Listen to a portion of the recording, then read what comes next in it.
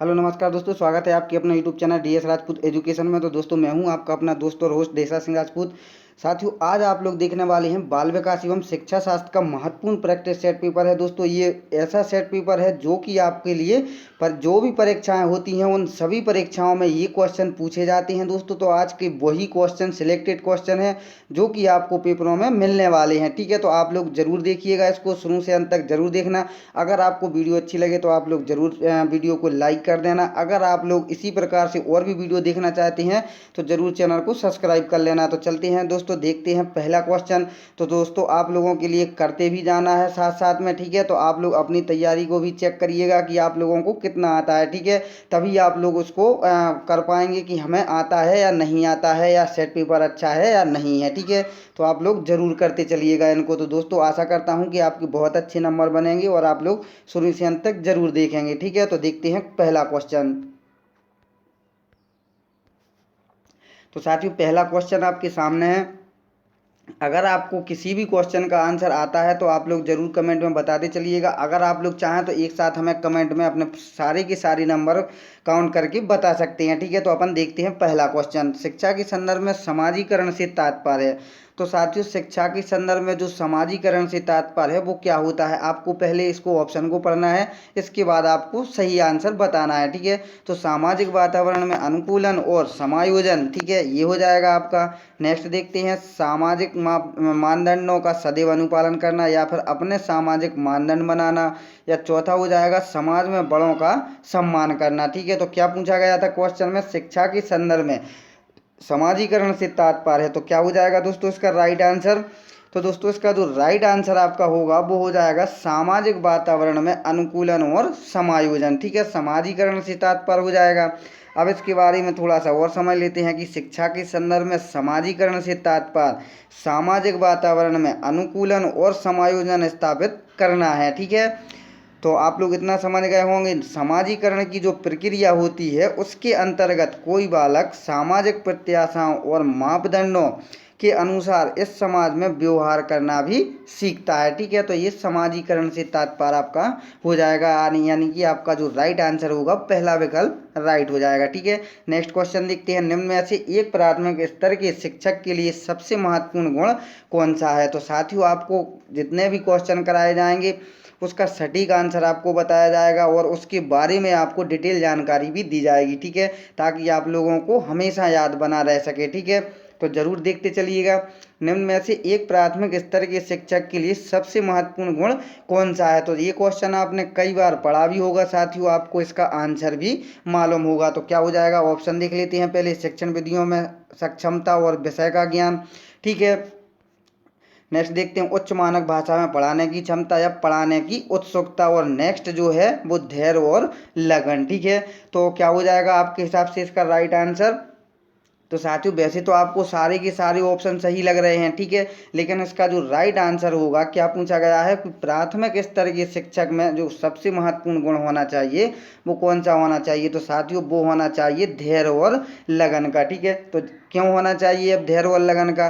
तो आपने देखा होगा कि जब आप लोग छोटे बच्चों को, आपके घर पर भी छोटे बच्चे होंगे, अगर आप लोग उनके लिए पढ़ाने का प्रयास करते हैं या उनको पढ़ाते हैं, ठीक है, तो वो बच्चे जरा जरा सी गलतियां बार बार करते हैं। ठीक है, तो इसलिए आपको देखा होगा आपने कई बार आपको गुस्सा भी आता होगा। ठीक है, तो बच्चों को अगर आप लोग गुस्से के साथ पढ़ाएंगे या क्रोध में पढ़ाएंगे तो बच्चा उसको नहीं पढ़ेगा। ठीक है, इसलिए वो क्या होना चाहिए, धैर्य होना चाहिए। ठीक है, तो बच्चे होते हैं, बच्चे गलतियां करते हैं, लेकिन अगर आपको गुस्सा आता है, आप धैर्यवान व्यक्ति नहीं है, तब आप लोग उनको कतई नहीं पढ़ा सकते। ठीक है, इसलिए आपको धैर्य और लगन होना आवश्यक होता है। ठीक है, ये धैर्य और लगन जो गुण है ये आपके अंदर होना ही चाहिए, तभी आप लोग एक अच्छे टीचर बन सकते हैं। ठीक है, तो समझ गए होंगे। नेक्स्ट देखते हैं, नर्सरी कक्षा में शुरुआत करने के लिए कौन सी विषय वस्तु थीम सबसे अच्छी है। तो कौन सी हो जाएगा, मेरा प्रिय मित्र, मेरा पड़ोस, मेरा परिवार, या फिर मेरा विद्यालय। ठीक है, तो क्या हो जाएगा इसका राइट आंसर। तो ये आपको आंसर आता ही होगा। ठीक है, तो क्या हो जाएगा, तो दोस्तों इसका जो राइट आंसर होगा वो हो जाएगा आपका मेरा परिवार। ठीक है, अब ये मेरा परिवार कैसे होना चाहिए? नर्सरी कक्षा का बालक सबसे अधिक अपने परिवार के सदस्यों से घनिष्ठ होता है कि नहीं होता है? आपको मालूम ही होगा। और मेरा परिवार जो विषय वस्तु है वो कक्षा नर्सरी में प्रारंभ करने के लिए सबसे उपयुक्त अवधारणा आपकी होती है। ठीक है, तो ये आपका तीसरा जो विकल्प है राइट आंसर हो जाएगा। ठीक है, नेक्स्ट देखते हैं, जिला प्राथमिक शिक्षा कार्यक्रम किस वर्ष लागू किया गया था? तो ये तो आपको पता होना चाहिए, 1990, 1993, 1998 या फिर 2000। क्या हो जाएगा इसका राइट आंसर? तो दोस्तों इसका जो राइट आंसर हो जाएगा वो 1993 में जिला प्राथमिक शिक्षा कार्यक्रम लागू किया गया था। ठीक है, नेक्स्ट देखते हैं, शिक्षा का उद्देश्य है। अब ये भी आपको मालूम होगा कि शिक्षा का उद्देश्य क्या होता है। ठीक है, अच्छा नागरिक बनाना, ऐसे व्यक्तियों का निर्माण जो समाज के लिए उपयोगी हों, या व्यवहारिकता का निर्माण करना, या फिर उपरोक्त सभी। ठीक है, तो इसका क्या हो जाएगा राइट आंसर? तो इसका तो आप लोग समझ ही गए होंगे, शिक्षा का उद्देश्य अच्छा नागरिक बनाना भी होता है, ऐसे व्यक्तियों का निर्माण जो समाज के लिए उपयोगी हों, व्यवहारिकता का निर्माण करना भी शिक्षा उद्देश्य का एक महत्वपूर्ण अंग होता है। यानी कि जो राइट आंसर होगा वो चौथा विकल्प आपका राइट आंसर हो जाएगा। ठीक है, नेक्स्ट देखते हैं, यहाँ पर दिया हुआ है, फ्रोबेल ने निम्न में से किस खेल पर प्रमुख बल दिया है? गेंद का खेल, ब्लॉक का खेल, आकृतियों का खेल, या फिर ये सभी। तो किस पर दिया था? ये आपको आंसर पता होगा। तो साथियों फ्रोबेल ने जो खेल पर बल दिया था वो गेंद का खेल पर बल दिया था। ठीक है, तो ये पहला जो आपका ऑप्शन है राइट हो जाएगा। ठीक है, नेक्स्ट देखते हैं, प्रयोगात्मक विधि को सर्वप्रथम प्रस्तावित किया किसने किया था? प्रयोगात्मक विधि को जुड ने, ठीक है, राइस एवं कार्नमैन ने, या फिर विलियम वुंट लिखा हुआ है साथियों, इस प्रकार से भी लिखा आ सकता है। ठीक है, कॉलिंस व ड्रेवर ने। तो क्या हो जाएगा इसका राइट आंसर? प्रयोगात्मक विधि का प्रस्ताव किया किसने किया था?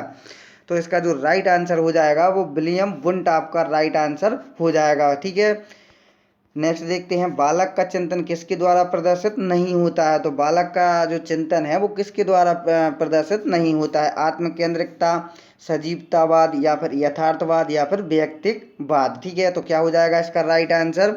तो दोस्तों इसका जो राइट आंसर होगा, जो बालक का चिंतन होता है वो किसके द्वारा प्रदर्शित नहीं होता है? तो व्यक्तिकवाद के द्वारा प्रदर्शित नहीं होता है, आत्मकेंद्रिकता पर भी होता है, सजीवतावाद पर भी, और यथार्थवाद पर भी। ठीक है, नेक्स्ट देखते हैं, तो यहाँ पर नेक्स्ट क्वेश्चन दिया हुआ है साथियों, पियाजे के सिद्धांत के अनुसार निम्नलिखित में से कौन सा व्यक्ति के संज्ञानात्मक विकास को प्रभावित नहीं करेगा? भाषा, सामाजिक अनुभव, परिपक्वन, या फिर क्रियाकलाप। तो क्या हो जाएगा इसका राइट आंसर कि व्यक्ति के संज्ञानात्मक विकास को प्रभावित नहीं करेगा? तो क्या नहीं करेगा आप लोग बताइएगा इसका राइट आंसर?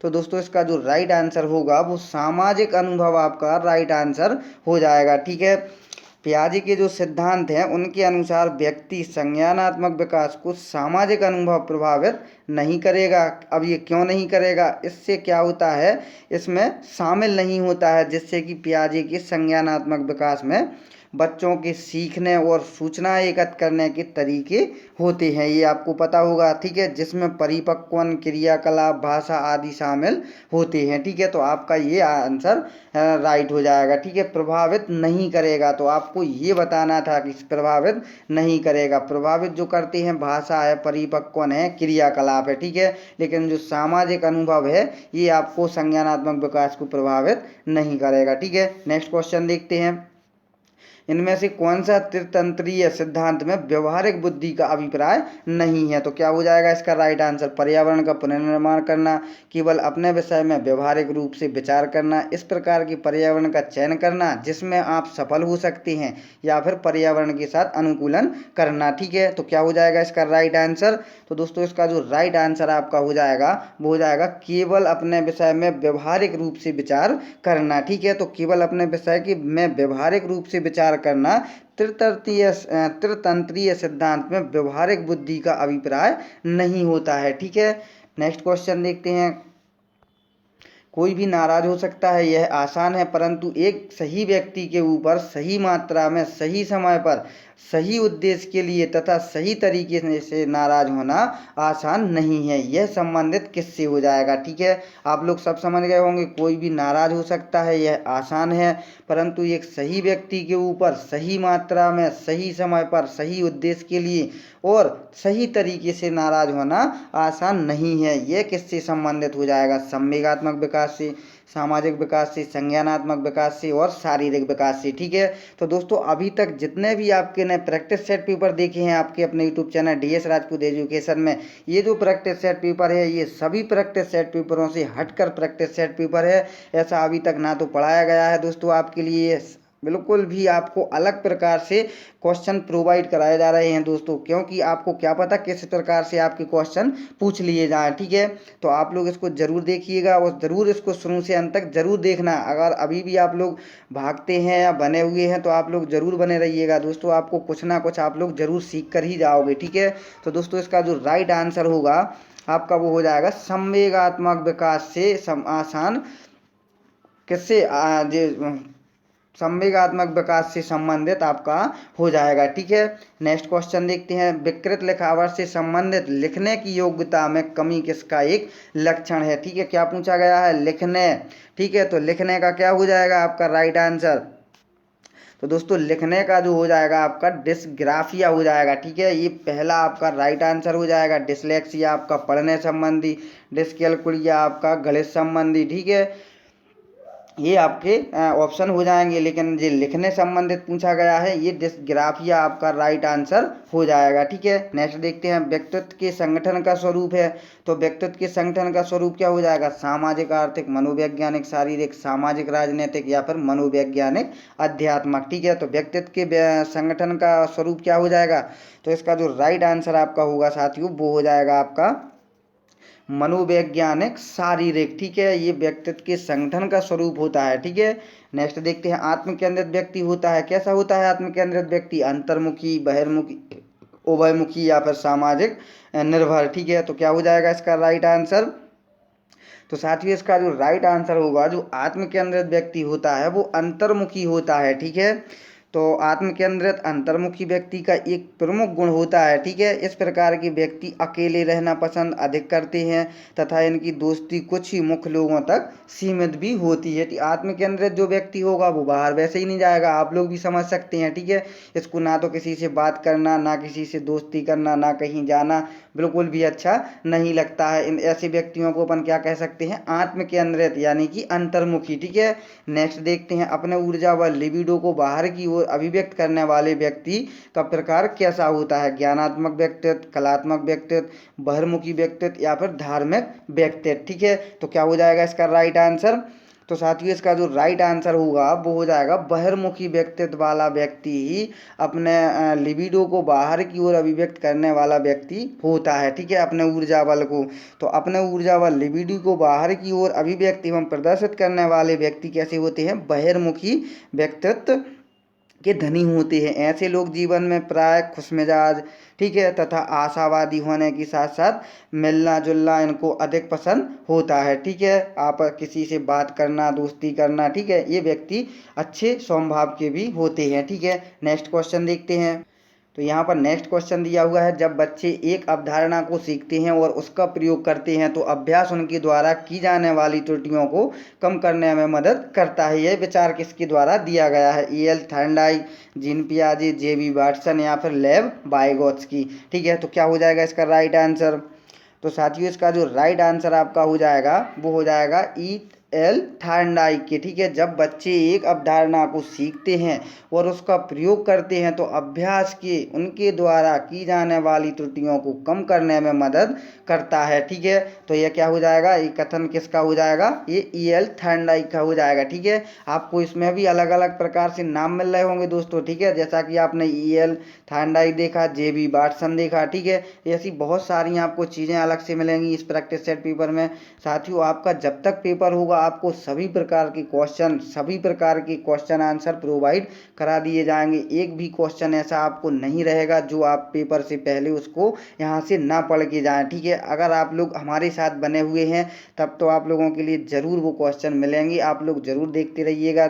जो भी भाई बहन हमारे साथ जुड़ा हुआ है, चैनल को सब्सक्राइब किए हुए ज़रूर देखते रहिएगा। जो हमारे भाई बहन नए जुड़े हैं वो भी ज़रूर चैनल को ज़रूर सब्सक्राइब करें, साथ में जो बेल आइकन आएगा उसको भी ज़रूर बेल आइकन को प्रेस कर लें। उससे क्या होगा दोस्तों, उससे जैसे ही कोई वीडियो अपलोड होगी उसका नोटिफिकेशन आपके लिए सबसे पहले पहुंच पाएगा और आप लोग उस नई नई वीडियो को ज़रूर देख पाओगे। साथियों, आपका कोई भी चार्ज नहीं लगता है, आपको निःशुल्क शिक्षा प्रोवाइड कराई जाती है, केवल आप लोगों को देखना और पढ़ना होता है। तो आप लोग ज़रूर पढ़िएगा, ज़रूर मेहनत करिएगा, एक दिन आपको ज़रूर सफल होना है, ठीक है। इसलिए साथियों आप लोग ज़रूर देखते रहिएगा वीडियो को। नेक्स्ट क्वेश्चन देखते हैं, निम्न में से कौन सा संवेगात्मक बुद्धि से संबंधित है? याद करना, गतिक प्रक्रमण, विचार करना या फिर सहानुभूति देना, ठीक है। तो संवेगात्मक बुद्धि से संबंधित क्या हो जाएगा? तो साथियों इसका जो राइट आंसर होगा वो सहानुभूति देना आपका राइट आंसर हो जाएगा, ठीक है। कैसे हो जाएगा? सहानुभूति देना संवेगात्मक बुद्धि से संबंधित तथ्य है दोस्तों, ठीक है।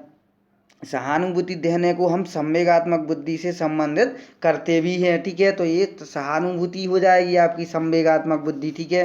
जैसा कि आप लोगों ने देखा होगा किसी को कोई भी कुछ भी हो गया XYZ, ठीक है, मान लीजिएगा आप लोग, अगर आप लोग वहाँ उसके पास जाएंगे, जैसे उसकी कोई दुर्घटना घट गई है या कोई भी आकस्मिक हो चुका है, ठीक है, तो अगर आप लोग जाओगे, अगर आप लोग बुद्धिमान हैं तो आप लोग उसको ढांढस बनाओगे, ठीक है, जिसको अपन क्या कहते हैं? सहानुभूति देना, ठीक है। तो ये संवेगात्मक बुद्धि इसी से संबंधित होती है, ठीक है। उसको आप लोग थोड़ा सा शाबाशी दोगे, या कोई भी आपकी कक्षा में है, जैसे कोई भी छात्र है उससे गलतियां हो जाती हैं, लेकिन अपन उससे क्या कहते हैं? कोई दिक्कत नहीं, आप लोग दोबारा इसको करिएगा, दोबारा आप लोग सही करेंगे, हम ऐसा जानते हैं कि आप लोग होशियार हैं।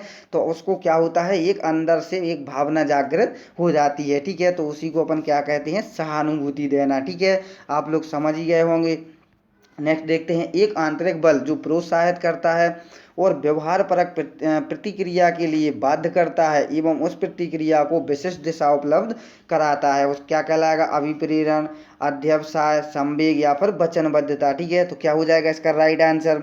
तो साथियों इसका जो राइट आंसर आपका हो जाएगा वो हो जाएगा अभिप्रेरण, ठीक है। ये अभिप्रेरण का अंग हो जाएगा। अभिप्रेरण एक ऐसी आंतरिक शक्ति है जो बालक को जीवन में प्रत्येक मार्ग पर क्या करती है? प्रोत्साहित करती है और व्यवहार परक प्रतिक्रिया के लिए उसे बाध्य करती है और उसकी प्रतिक्रिया को विशिष्ट दिशा उपलब्ध भी कराती है, ठीक है। ये नेक्स्ट क्वेश्चन देखते हैं, निम्न में से कौन सी शब्दावली प्राय अभिप्रेरणा के साथ अंतः बदलाव के साथ इस्तेमाल की जाती है? ठीक है, तो पुरस्कार प्रेरक, संवेग, आवश्यकता और उत्प्रेरण, ठीक है। तो ये क्या हो जाएगा आपका राइट आंसर?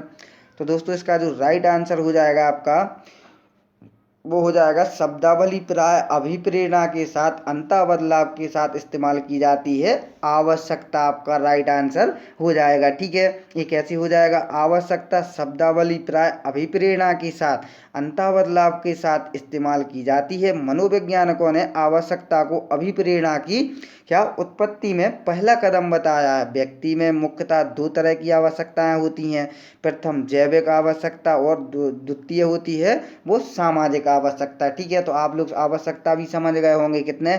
दो प्रकार की, एक तो जैविक आवश्यकता और जो द्वितीय होती है वो सामाजिक आवश्यकता, ठीक है। नेक्स्ट क्वेश्चन देखते हैं, जब शिक्षार्थियों को समूह में किसी समस्या पर चर्चा का अवसर दिया जाता है तब उनके सीखने का वक्र कैसा होता है? बेहतर होता है, स्थिर रहता है, अवनत होता है या फिर समान रहता है? तो आप लोग इसके बारे में समझ गए होंगे, इसका राइट आंसर भी आप लोगों को पता चल गया होगा। क्या हो जाएगा इसका राइट आंसर? तो जब शिक्षार्थियों को समूह में किसी समस्या पर चर्चा का अवसर दिया जाता है तो दोस्तों वो बेहतर ही होता है, ठीक है, ना कि स्थिर या कमजोर होता है, बेहतर होता है, ठीक है। नेक्स्ट देखते हैं, विकास की गति एक व्यक्ति से दूसरे में भिन्न होती है किंतु यह एक खालिस्तान नमूने का अनुगमन करती है। किसका? एड़ी से चोटी, अव्यवस्थित, अप्रत्याशित या क्रमबद्ध और व्यवस्थित, ठीक है। तो क्या हो जाएगा इसका राइट आंसर? तो दोस्तों इसका जो राइट आंसर आपका हो जाएगा वो क्या हो जाएगा? आप लोग बताइएगा अगर आपको आता है इसका राइट आंसर तब। तो दोस्तों वो करती है आपको एक दूसरे में भिन्न होती है, किंतु यह एक क्रमबद्ध और व्यवस्थित नमूने का अनुगमन करती है। ठीक है, तो चौथा जो विकल्प है आपका राइट आंसर हो जाएगा। ठीक है, नेक्स्ट क्वेश्चन देखते हैं। विकास के लिए निम्नलिखित में से कौन सा एक उचित है? तो विकास जन्म के साथ प्रारंभ होता है और समाप्त होता है। सामाजिक सांस्कृतिक संदर्भ विकास में एक महत्वपूर्ण भूमिका का निर्वाह करता है, या विकास एकल आयामी है, या विकास पृथक होता है। ठीक है, अब इसका आपको आंसर देना है। तो दोस्तों इसका जो राइट आंसर होगा कि कौन सा एक उचित है, आपको वो छांटना है। तो सामाजिक सांस्कृतिक संदर्भ विकास में एक महत्वपूर्ण भूमिका का निर्वाह करता है, ये आपका राइट आंसर हो जाएगा दोस्तों। ठीक है, तो विकास में एक महत्वपूर्ण भूमिका जो निर्वहन करता है वो सामाजिक सांस्कृतिक संदर्भ करते हैं। ठीक है, तो ये दूसरा जो विकल्प है आपका राइट आंसर हो जाएगा। ठीक है, तो नेक्स्ट क्वेश्चन देखते हैं। नेक्स्ट क्वेश्चन दिया हुआ है, व्यक्तियों में एक दूसरे से भिन्नता क्यों होती है? वातावरण के प्रभाव के कारण, जन्मजात विशेषताओं के कारण, वंशानुक्रम और वातावरण के बीच अनोन क्रिया के कारण, या फिर प्रत्येक व्यक्ति जो उसके माता पिता से जीनों का भिन्न समुच्चय प्राप्त होने के कारण। ठीक है, तो क्या हो जाएगा इसका राइट आंसर? 23 नंबर का आप लोग क्वेश्चन का राइट आंसर कमेंट जरूर करिएगा दोस्तों। तो जी हाँ दोस्तों, इसका जो राइट आंसर होगा, एक दूसरे में भिन्नता क्यों होती है? तो वंशानुक्रम और वातावरण के बीच अननोन क्रिया के कारण होती है। ये क्वेश्चन शायद पूछा भी गया है दोस्तों आपका 2020 में। ठीक है, नेक्स्ट क्वेश्चन देखते हैं। यहाँ पर पूछा जा रहा है, अभिप्रेरणा वर्णित होती है ज्ञानात्मक जागृति द्वारा, भावात्मक जागृति द्वारा, या फिर 1 और 2 दोनों। ठीक है, या फिर उपरोक्त में से कोई नहीं। तो अभिप्रेरणा वर्णित होती है, तो इसका भी आपको आंसर मालूम होगा। ठीक है, तो दोस्तों इसका जो राइट आंसर हो जाएगा आपका, वो हो जाएगा भावात्मक जागृति द्वारा। ठीक है, अभिप्रेरणा। ठीक है, ये आपका दूसरा जो ऑप्शन है वो राइट हो जाएगा। ठीक है, नेक्स्ट क्वेश्चन देखते हैं। यहाँ पर क्या पूछा जा रहा है? यहाँ पर पूछा जा रहा है, चिंतन मानसिक क्रिया का खाली स्थान पहलू है। तो क्या हो जाएगा इसका राइट आंसर? तो दोस्तों इसका जो राइट आंसर होगा वो आप लोग कमेंट करते चलिएगा दोस्तों, इसका अगर आपको आता है तो। ठीक है, चिंतन मानसिक क्रिया का खाली स्थान पहलू है ज्ञानात्मक, भावात्मक, क्रियात्मक, या फिर इनमें से कोई नहीं।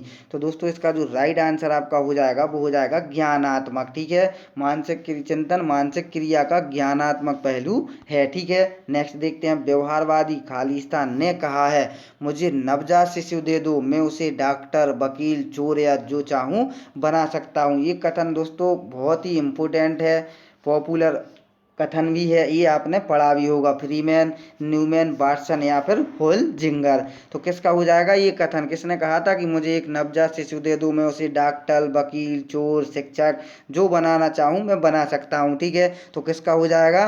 तो साथियों ये कहा था वाटसन महोदय ने। ठीक है, तो ये तीसरा जो विकल्प है आपका राइट आंसर हो जाएगा। ठीक है, नेक्स्ट देखते हैं। ध्यान आकर्षित होने में खाली स्थान की भूमिका होती है उद्दीपन की तीव्रता, उद्दीपन की उपादेयता, या फिर उद्दीपन की विश्वसनीयता, या फिर उद्दीपन की सक्रियता। ठीक है, तो क्या हो जाएगा इसका राइट आंसर? तो दोस्तों इसका जो राइट आंसर हो जाएगा, ध्यान आकर्षित होने में उद्दीपन की तीव्रता की प्रमुख भूमिका होती है। ठीक है, नेक्स्ट क्वेश्चन देखते हैं। यहाँ पर क्या पूछा जा रहा है? व्यवहारिक क्षमताओं में वह सापेक्ष स्थायी परिवर्तन जो कि प्रबलित अभ्यास का परिणाम होता है उसे क्या कहते हैं? ठीक है, अधिगम, अभिप्रेरणा, अभिवृत्ति, या फिर अभिक्षमता। ठीक है, तो क्या हो जाएगा?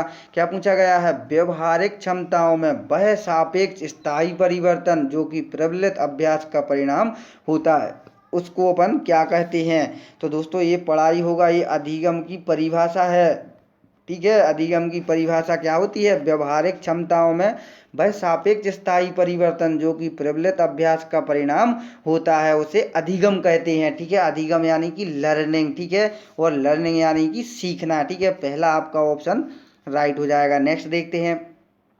संज्ञान किस बुद्धि के सिद्धांत का हिस्सा है? प्रतिदर्श सिद्धांत, समूह कारक सिद्धांत, गिलफोर्ड का सिद्धांत, या फिर फ्लूइड तथा क्रिस्टलाइड सिद्धांत। ठीक है, तो क्या हो जाएगा? संज्ञान किस बुद्धि के सिद्धांत का हिस्सा है आपका? ठीक है, तो क्या हो जाएगा इसका राइट आंसर? तो दोस्तों इसका जो राइट आंसर होगा वो फ्लूइड तथा क्रिस्टलाइज सिद्धांत आपका राइट आंसर हो जाएगा। ठीक है, नेक्स्ट देखते हैं।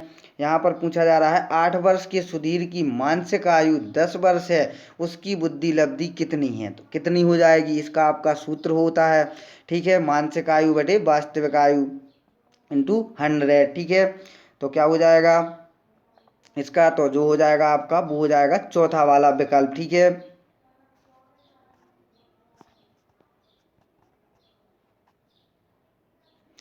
ठीक है, 125 आपका राइट आंसर हो जाएगा। अब आपका कैसे हो जाएगा, ठीक है, 10 इंटू 8, तो 4 2 9, तो ये आपका आंसर आ जाएगा, ठीक है। 25 पंचे आपका 125 राइट आंसर हो जाएगा, ठीक है। क्या होता है, मानसिक आयु 10 वर्ष है और उसकी सॉरी 8 वर्ष के सुधीर की मानसिक आयु कितनी है, 10 वर्ष है, ठीक है। तो इसका सूत्र आपको पता ही होगा, मानसिक आयु बटे वास्तविक आयु इंटू 100, ठीक है। आपको याद आ गया होगा, आया कि नहीं आया, ठीक है। तो क्या होता है मानसिक, ठीक है, मानसिक आयु बटे वास्तविक आयु, ठीक है, वास्तविक आयु इंटू 100, शॉर्ट में लिख दिया है दोस्तों। आप लोग इसको चाहें तो पूरा लिख सकते हैं, ठीक है। मानसिक आयु ये लिखा हुआ है, ठीक है, मानसिक आयु बटी वास्तविक आयु इंटू 100। अब अपन लोग रख लेंगे मानसिक आयु कितनी है उसकी 10 वर्ष, ठीक है। वास्तविक आयु कितनी है 8 वर्ष का सुधीर है। अब अपन लोग गुणा करेंगे 100 में, ठीक है। तो 8 से 4 से कट जाएगा, 4 से 2 बार 8 कट जाएगा, ये 25 बार कट जाएगा, ठीक है। 2 से 10 कितनी 5 बार, तो अब 25 का गुणा 5 में करेंगे तो कितना होता है 125, यानी कि उसकी जो बुद्धि लब्धि होगी वो कितनी हो जाएगी 125 हो जाएगी, ठीक है। तो ये आपका राइट आंसर हो जाएगा। तो चलते हैं साथियों, मिलेंगे नेक्स्ट वीडियो में। तो दोस्तों आप लोग अपने नंबर ज़रूर कमेंट करिएगा। अगर आप लोगों ने साथ साथ प्रैक्टिस सेट पेपर को किया है तो आप लोग ज़रूर कमेंट करिएगा आपने कितने आपके सही हैं और आपने कितने अटैम्प्ट किए हैं, ठीक है। तो साथियों अगर वीडियो अच्छी लगी हो तो ज़रूर लाइक कर देना, अगर आपने अभी तक लाइक नहीं किया है, और हो सके तो चैनल को ज़रूर सब्सक्राइब कर लेना, क्योंकि साथियों नई नई वीडियो का अपडेट पाने के लिए आप लोग ज़रूर सब्सक्राइब करें और साथ में जो बेल आइकन आएगा उसको भी ज़रूर प्रेस कर लें। तो साथियों मिलते हैं नेक्स्ट वीडियो में, जब तक के लिए जय हिंद जय भारत। देखते रहिएगा, स्वस्थ रहिएगा, खुश रहिएगा। वंदे मातरम दोस्तों।